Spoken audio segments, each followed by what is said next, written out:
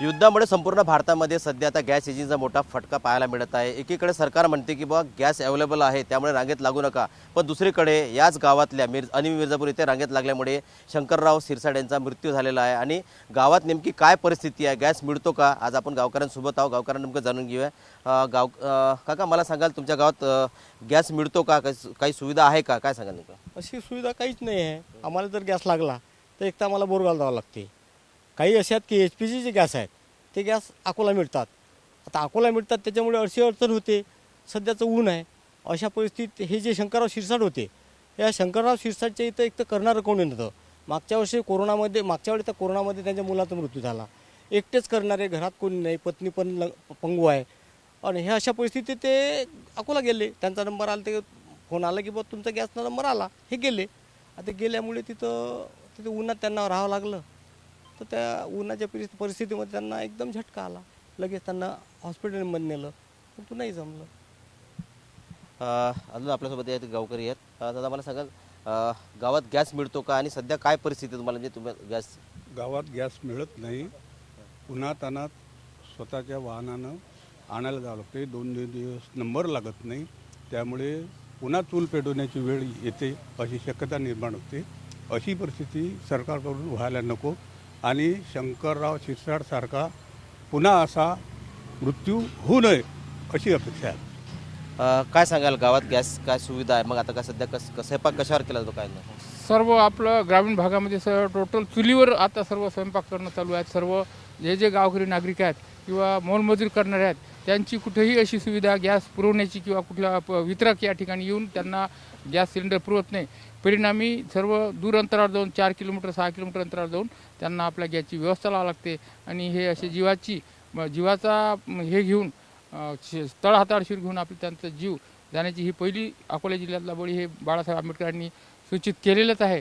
आणि गावकऱ्यांनी देखील त्याची गांभीर्याने दखल घेतलेली आहे। म्हणून आपले पत्रकार महोदय, आपण तुम्ही आले या ठिकाणी, आपला धन्यवाद। या ठिकाणी काही युवक आहेत। दादा मला सांगाल गावामध्ये गॅस मिळतो का आणि काय नेमकं शेतीचे कामं आणि तुम्ही गॅस कसं? सर, गावात तर गॅस मिळतोच नाही, परंतु इथून 4 किलोमीटर बोरगाव म्हणजे इथून जरी आम्ही गॅस बुक केला तरी आम्हाला गॅस मिळत नाही आहे।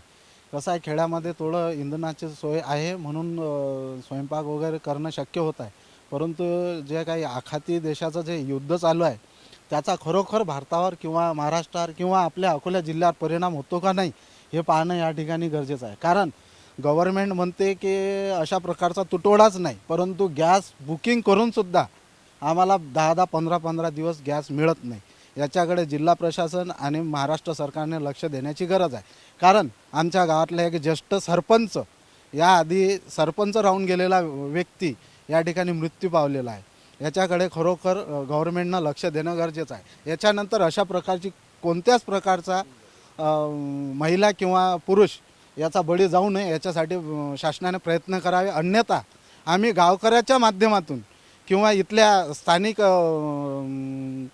लोकांच्या माध्यमातून आम्ही उग्र आंदोलन छेडू, ही शासनाला आमचा इशारा राहील। धन्यवाद। या ठिकाणी त्यांनी इशारा दिला आहे की बाबा शासनाने आता तरी लक्ष द्यावं आणि त्यांनी त्यांची मागणी पुरी करावी जेणेकरून सर्वांना गॅस मिळेल असे कर।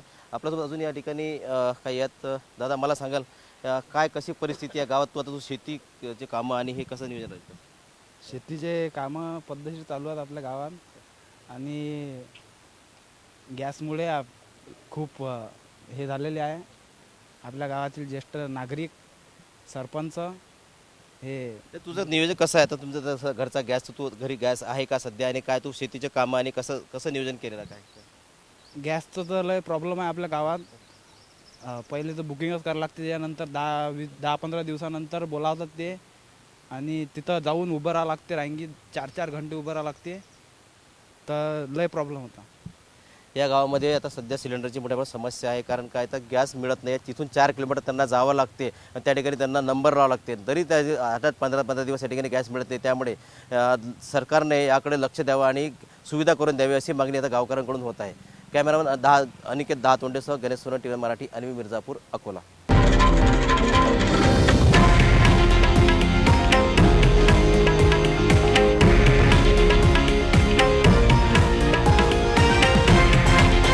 हे आहे देशातील नंबर 1 न्यूज नेटवर्क आणि आपण पाहत आहात TV9 मराठी, एकमेव.